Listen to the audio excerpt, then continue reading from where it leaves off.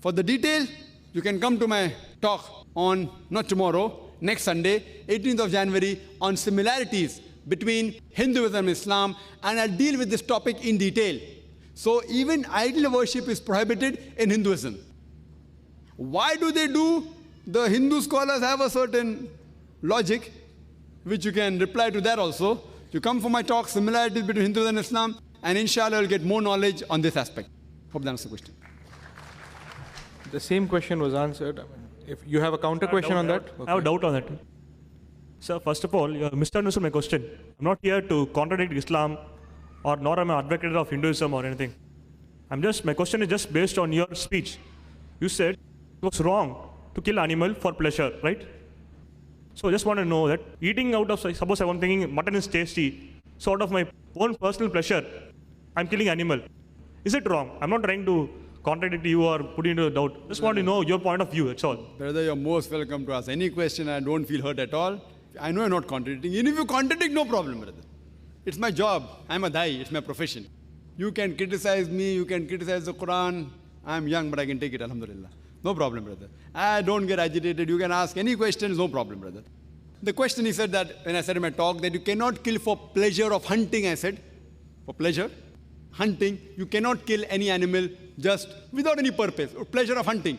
Here, we don't eat non-veg only for taste, we eat for our sustenance. So if you say we can't eat animals, we can't eat plants also, what will we eat? How will we survive? How will we survive? So, Clarify you. I'm not asking if I'm eating it for necessity. Suppose I think, okay, this animal food is going to be tasty. I want to kill it for my personal pleasure alone. Not I'm feeling of hunger, nothing. Is it also a sin? if it's for eating tasty food also no problem. You have to eat. If you don't eat, you can't survive. If you don't eat, you can't survive. So Almighty God, as mentioned in Manu Smriti, chapter number 5, verse number 30, some animals have been created to eat, some to be eaten. I have not read it. No, but I have read it. I'm not interested in knowing about that. I'm just asking your point of view. Is it wrong So to my kill point of view, Is it wrong to kill an animal on the basis of just merely taste pleasure? it is not wrong at all to kill an animal even if you want to have tasty, as long as it is for food. Okay, thank you. Why? Sir. Because Quran gives permission in Surah Maida chapter 5 verse number 1. Manusmriti gives, you do not know, but I want to tell people that I believe in this part of Manusmriti. The other part I may not believe. But this part of Manusmriti I believe, chapter 5 verse 30, that Almighty God created some animals to eat, some to be eaten. So if you eat the animals which have been created to be eaten, you're not doing a sin. So similarly, Quran also says certain animals have been created to be eaten. But if you eat the other animals which have not been created for eating, then it's a sin. So those cattle, like sheep, etc., which are permitted in the Quran, that if you eat for food, even if it's tasty food, no problem. Some people want to have vegetable, tasty vegetable. Some people like brinjal. Some people like ladyfinger.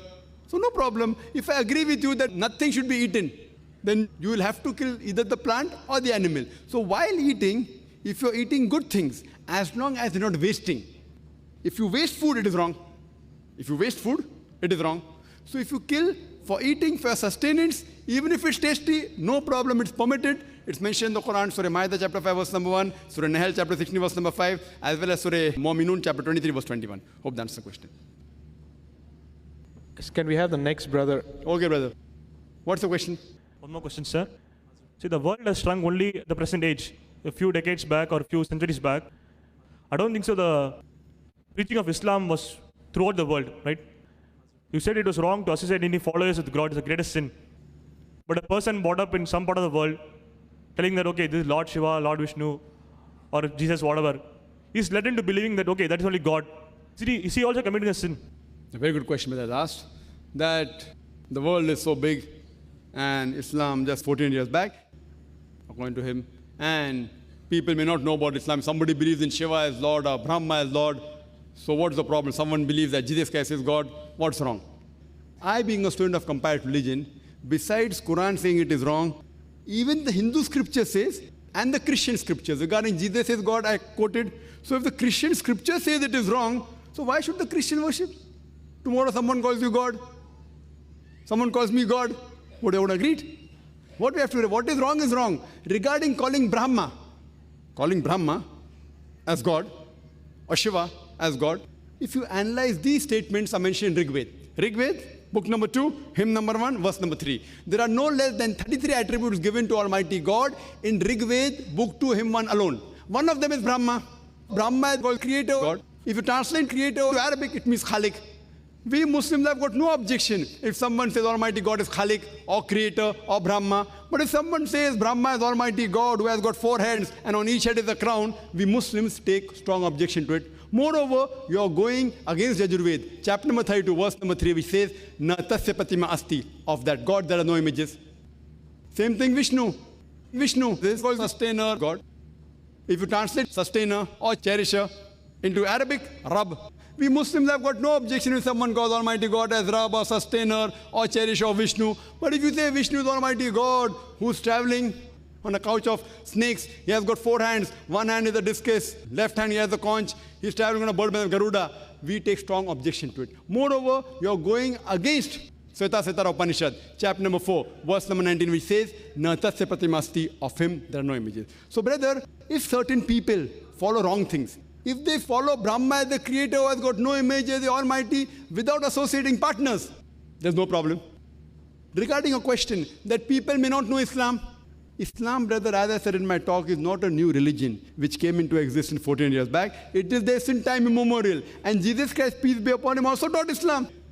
He said, not my will, Gospel of John, chapter 5, verse 30, not my will, but the will of my Father. Anyone who says, not my will, but the will of Almighty God is a Muslim.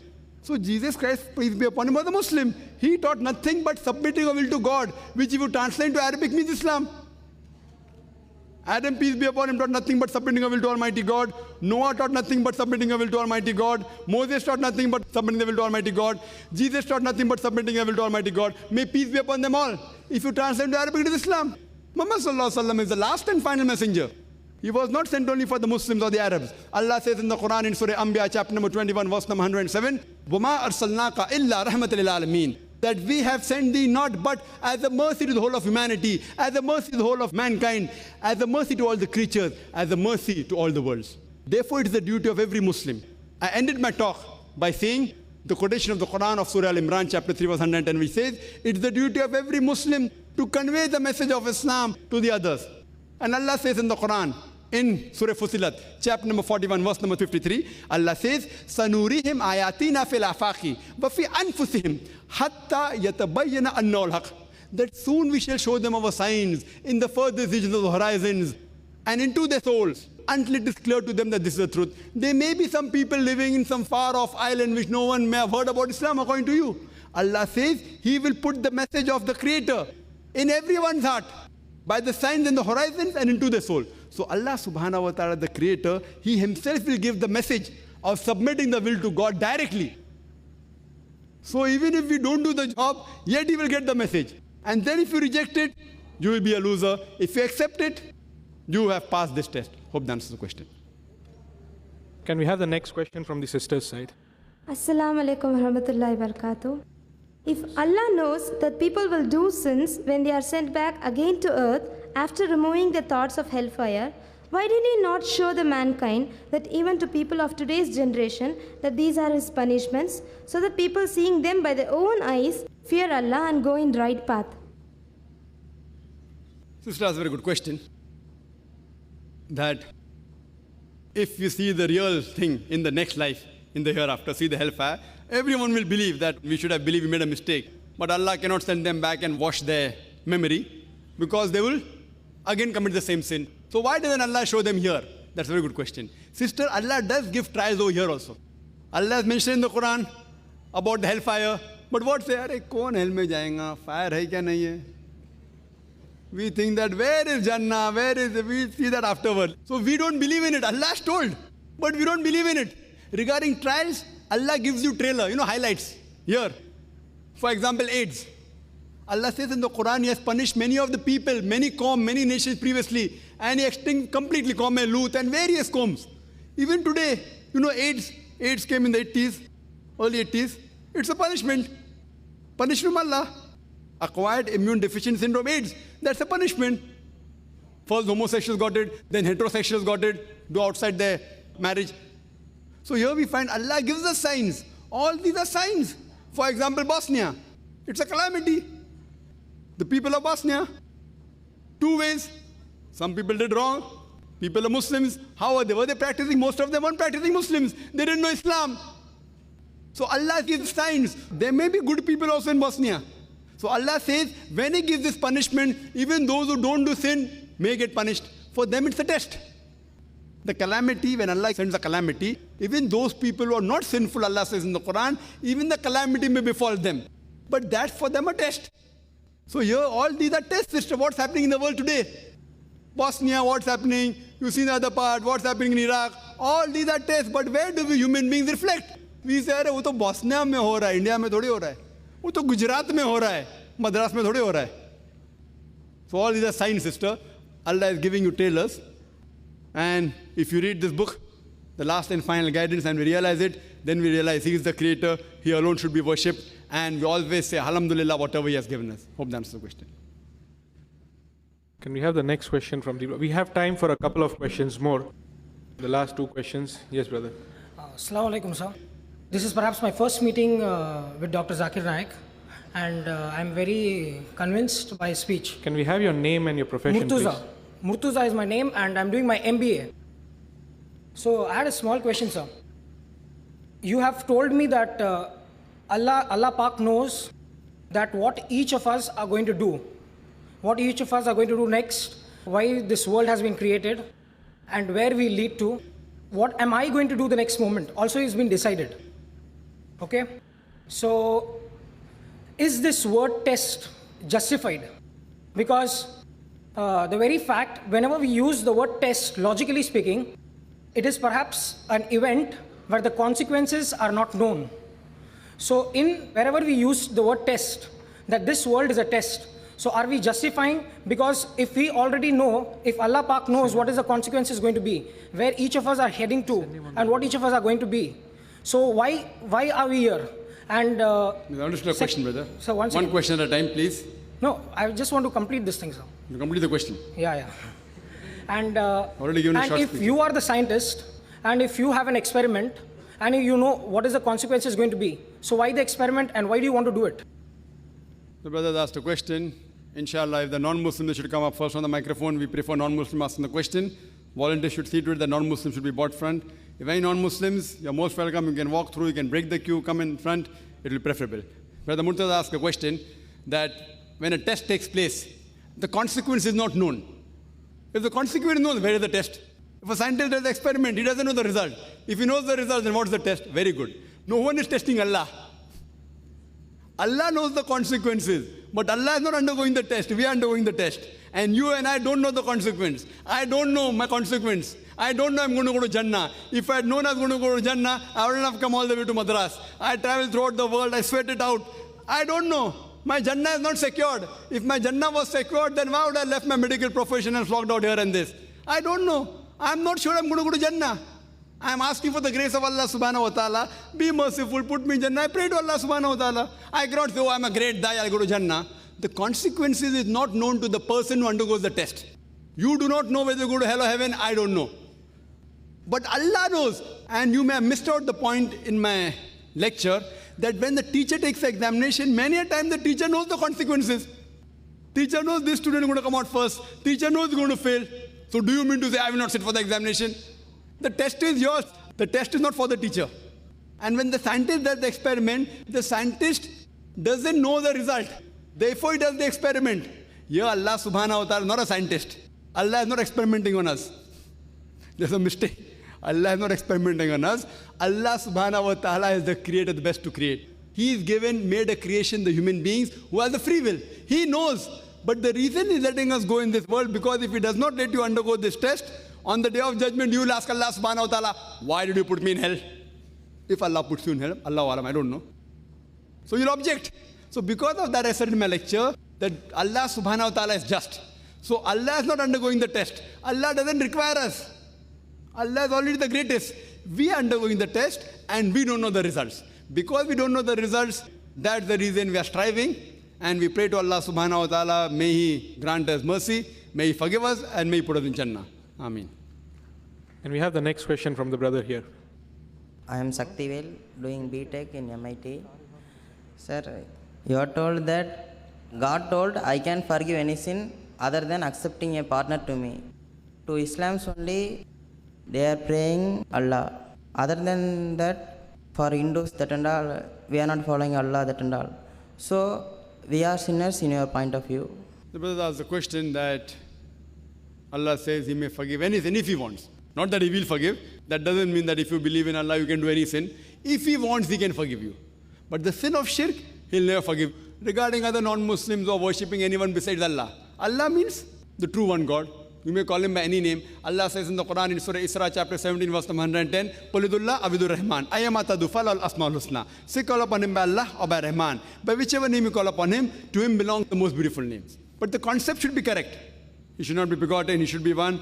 If you worship the true Almighty God, whichever name you call, but it should be a good name. Correct concept, no problem. But if you worship thieves, if you associate partners, like if someone says Jesus Christ, peace be upon Him, is God, we consider Him to be a messenger of God. If you call Him God, then not only a sinner, it is the biggest sin.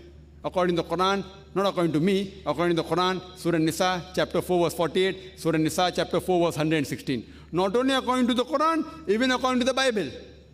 Even according to the Bible, Almighty God says in the book of Deuteronomy, chapter number 5, verse number 7 to 9, thou shalt not make image of Almighty God, it's a sin. Even according to Rig Veda, it's a sin. According to Yajurveda, chapter 32, verse number 3, it's a sin. So not only Quran says it's a sin, even the Hindu scripture says it's a sin.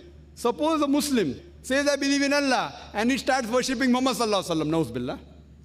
Suppose a lunatic, he says, I believe in Allah, but he worships Muhammad sallallahu alaihi wasallam and says, even he will not go to Jannah. Same way, if a Christian worships Jesus Christ, peace be upon Him, though the Bible says He should not be worshipped, your Vedas says He should not be worshipped. So according to your Vedas, you will be a sinner. According to Bhagavad Gita, you will be a sinner. According to the Upanishads, you will be a sinner. According to the Quran, you will be a sinner. According to the Bible, you will be a sinner. Hope that answers the question. About creator and creation. Sir, I want to know. Your name, please. Muhammad Isaac. Any non-Muslims in the ladies' side, this? Okay, brother, you can continue with your question. Human beings, mostly Muslims, are punished. From Bosnia to Kashmir in Iraq. Mr. Zakir told me that even in world they are punished. Sir, is there anything that for one sin in the world also punished and in the Akhirat din also will be punished? Well, there's a question that Muslims are being punished everywhere. In Bosnia, we're being punished. In other parts of the world, we're punished here also and punished in Akhirah also. If a Muslim is a true Muslim means, what is the meaning of Muslim? Not Zakir, Sultan, Abdullah. Muslim means one who submits the will to Almighty God. For a true Muslim, these calamities are a test. It's not a punishment. And the maximum calamities came on the prophets. In the Akhirah, they will get Jannah. But if you are a namesake Muslim, who say your name is Abdullah, Zakir, and Muhammad, etc., but namesake Muslim, but don't follow commandments, you can get punished here and even can get punished there. Because Allah says in the Quran in Surah Al-Imran, chapter 3, verse 185, Kullu nafsin za'iqatul maut. Every soul shall have a taste of death, but the final recompense will be on the day of judgment. So you may get part punishment here, the balance is there. Part punishment. This is Bosnia, small part punishment. Balance is there. So final is there. Or you may get a calamity, you may get test calamities here, but in Akhirah you may get Jannah. So if you follow the commandments, you're on the true path. Whatever comes, you say Alhamdulillah. Hope that's the question. Okay, brother, you can ask a question. We have a non-Muslim brother. Yeah. Hello, I'm Vivek. I'm a software engineer, and I have certain. Today's lecture was very good. In Quran, as far as I read, in one chapter it says that Allah says to Jesus that, have you told to the people to worship yourself and your mother as part of Trinity? That means that puts that Quran believes that Mary and Jesus are part of Trinity. No Christians believe like that. The brother asked a very good question. The Quran says that Jesus Christ never told the people that you worship me and my mother as God. No Christian believes that Mother Mary is God. Brother, your knowledge of Christianity is limited. There are more than thousands of denominations in Christianity. Thousands. Thousands. Even I don't know all. And there's a denomination known as Maronites who believe in the Trinity. One of the form of Trinity is Mother Mary. They believe Mother Mary to be God, though there are very few now. Now they exist or I don't know. But if you read the books, of Christianity. It talks about a sect, a denomination which believed that Mother Mary was God. Hope that answers the question. But I'm basically Christian.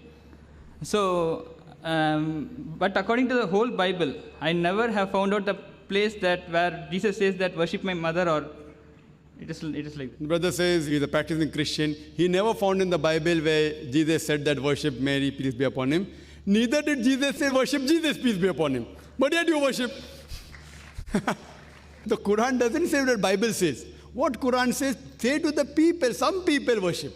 So same way Bible says that never did the Bible say that Jesus Christ, peace be upon him, said unequivocal statement. In the complete Bible, where Jesus Christ, peace be upon him, himself said that worship me, I am God. But yet the Christians worship. You don't worship, alhamdulillah, I congratulate you. If you don't worship Jesus Christ as God, alhamdulillah, then you're coming closer to Islam. And Jesus Christ, peace be upon him, said in the Gospel of John, chapter number 16, verse number 11 to 12, I have got many things to say unto you, but ye cannot bear them now. For he, when the Spirit of truth shall come, he shall guide you unto all truth. He shall not speak of himself, all that he hears shall he speak. He shall glorify me, talking about another messenger to come, talking about the last and final messenger, Prophet Muhammad sallallahu alaihi wasallam. So you believe in the Bible, you also have to believe in the last messenger mentioned in the Bible, that is Prophet Muhammad, peace be upon him. Hope that answers the question. The next question from here, brother. Good evening, sir. My question is, why should God create us? Why should he keep the test? Why should he send us to hell or heaven? The brother asked the question, why should God create us? Why should he send here? The whole talk was on that. Why? That's what I told. The whole talk was based on that. That why should God create us? To test us, etc. Now someone appears for an examination, MBBS examination. No, yes, that's what I'm brother. The whole talk was based on that. And if you... Why should he test us? Why should he create us? What is the need for him? Okay, fine. Why should he create us as human beings? Okay, that's a very good question. That why should he create us as human beings? I'll give a different angle to it.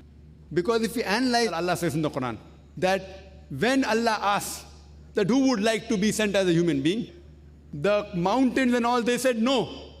But the human beings were fools who said, no, we want to become human beings. Because the other creation, they don't have a free will of their own. Like angels, no free will, okay, they are good. But if you become a human being, you have a free will. If you have a free will and then if you obey Allah, then you become higher than the angels. If you have a free will and don't obey, then you fail. So we human beings were fools, including me, myself. We said, we want to get distinction, high marks. So Quran says we human beings were fools who said we want to undergo the test, and now we are tested. You won't come to know now. On the day of judgment, Allah will give you that memory. So Allah says in the Quran, and Allah testified in Surah Araf, chapter number 7, verse number 172. He brought the children of Adam from the loins, and Allah says, and testified, do you agree there's one God? He said, yes, we agree. Now the memory has washed out. On the day of judgment, again it will come back to you. So we were the fools who said we want to undergo the test. Now somebody wants to sit for an MBBS examination. The teacher said, sit. If you have got admission in the medical college, no problem. Now you sit. If he fails, that's his problem. If he passes, that's his problem. You understand? And the test is different. What question has to be given? That is the choice of the teacher. You can't tell, oh teacher, why have you given me this question? That is the prerogative of the teacher. Whether he wants to give you question number 1, question number 2, whether he wants to give you a question from chapter number 3 or chapter number 5. Therefore, Allah subhanahu wa ta'ala gives different questions to different people in this test. Some people he makes rich, some people he makes poor, some people healthy, some people are diseased. Different people he tests different way, but depending upon the way he tests them, the correction is like that. If the test is difficult, the teacher corrects the paper leniently. If the paper is easy, the teacher corrects the paper very strictly. Same way Allah subhanahu wa ta'ala, depending upon the facility he gives the different human being, he tests them accordingly, and he is the most just. Hope that answers the question. We'll take one. Do you have a question, brother? All right. We'll take one last question from you and we'll conclude the program then. This regarding the lecture, you told in one place that angels do not have free will, but somewhere in Quran I read, in Al-Bahra I read that Iblis was not willing to bow down to Adam when Allah told. So that is his free will, he took it like that. MashaAllah. Our brother Vivek is very learned. He has read the Quran, MashaAllah. Our brother Vivek has read the Quran. And I do agree with him, Surah Baqarah. He's quoting the verse of the Quran from Surah Baqarah, chapter number 2, verse number 34. He says, we told to the angels, bow down, all bow down except Iblis. This is mentioned not only in Surah Baqarah, it is mentioned minimum 7 times in the Quran. In Surah Araf, chapter number 7, Surah Hijr, chapter number 15, Surah Kahf, chapter number 18. Same thing. We told to the angels, bow down, all bowed down except Iblis. So now Iblis objected. So from this we come to know that Iblis, if we read the translation, we understand Iblis was an angel. We think. But if you read in Surah Kahf, chapter number 18, verse number 50, it says that we asked to the angels bow down, all bowed down except Iblis. Iblis was amongst the jinn. You understand? So Iblis was a jinn. So now you tell me, Brother Zakir, 7 places Allah said to the angels, bow down, all bow down except Iblis, means angel. Now one place in the Quran says he was a jinn. So there's a contradiction. Correct? It's a contradiction because this is the translation. In Arabic language, there is a law called as law of taglib. Taglib means if the majority is addressed, the minority need not be addressed. For example, if there are 99 doctors and 1 engineer, and if I say all doctors stand up, even that engineer will stand up. Because in the law of taglib, in Arabic grammar, the majority is addressed, minority is. I need not say all doctors and 1 engineer stand up.